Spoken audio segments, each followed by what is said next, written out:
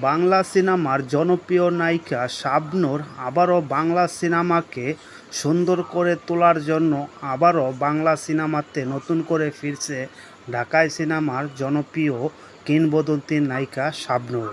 ঢাকাই সিনেমার জনপ্রিয় নায়িকা শাবনূর বাংলা সিনেমাকে ফাঁকি দিয়ে অস্ট্রেলিয়ায় বাংলাদেশি এক প্রবাসীর সাথে বিবাহ হয় এই ঢাকাই সিনেমার জনপ্রিয় নায়িকা শাবনূর।